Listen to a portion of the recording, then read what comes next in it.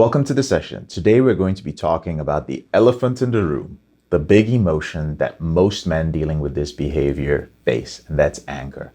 Anger is one of the most common emotions that men who are struggling with an out of control sexual behavior suffer from. Often therapists will teach men to let out their anger as long as they learn to manage it. And that might be true, but early in your reboot or your recovery, it sometimes feels like teaching a child how to handle a hand grenade. If you experience a lot of anger, I want you to know that there's nothing wrong with you. Anger is a normal experience that we encounter occasionally as we move through the various stages of our reboot. And you are not to blame for your anger during these periods of transition. You're not a bad person because you're always walking around angry and on the verge of a relapse. Anger and relapse are actually cousins, and they must be addressed together if you intend on successfully recovering. Let's talk about a few causes of anger. So anger and the frustration which comes with it are considered to be some of the most powerful relapse triggers, right after fear, shame, and doubt.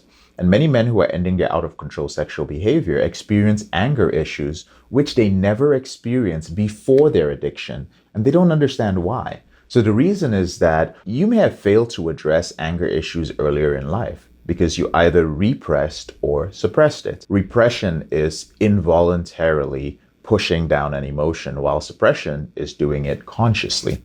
Anger is an emotion.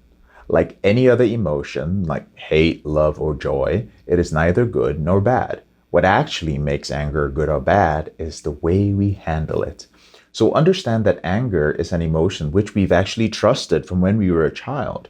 No matter how it was caused, we rarely develop the power to break away from it. Often when progressing through the different stages of your reboot, you will deal with anger in overt and covert ways. For instance, you may become overly aggressive and use verbal and physical methods to release your frustration.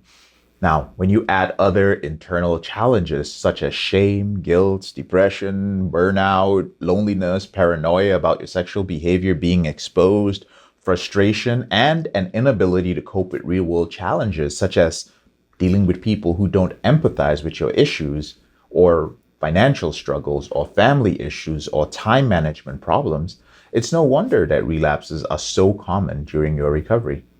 So some of the main causes of anger are irrational beliefs, which are basically things which your family and environment taught you, which you now rely on for guidance. And then we also have what is called maladaptive thoughts. So this is cognitive dissonance, where your actual outward facial appearance and body language does not match your thoughts or the comments that you are giving.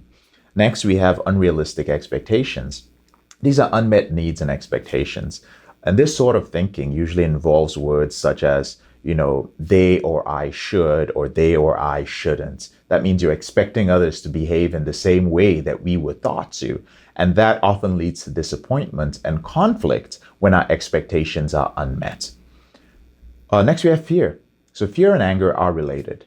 Anger can often be the mask which covers up your pain. And it's quite common to struggle with fear quickly followed by anger when recovering or rebooting. And the early stage of your reboot can be an emotional roller coaster with very big highs and deep lows.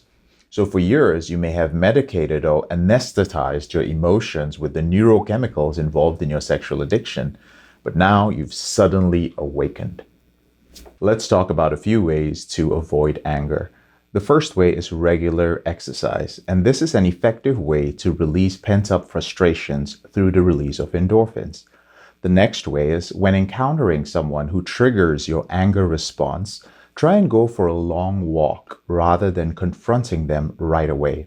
You can also concentrate on your breathing, or you can count down from 10. Next, we have mindfulness meditation, and this can be very beneficial in helping men who are rebooting to manage their emotions, especially the emotion of anger. Mindfulness meditation is also very beneficial in helping men who are rebooting to manage their emotion. So this allows you to understand your emotion a little bit better, and it also helps you dissociate from your feelings of anger. Now, one of the easiest ways to learn meditation, especially if you are not familiar with it, is to use an app. Now, there are lots of apps out there. Two of the apps which have been used to great success by many of my clients are Omvana, Omvana, and the app called Headspace. So check them out and begin to use them on a daily basis. 10 minutes is just fine to build the habit of meditation and learn how to dissociate from your emotions. Below this video, I've included an anger evaluation exercise to help you understand the extent of your anger issues and deal with them better. I'll see you on the next session.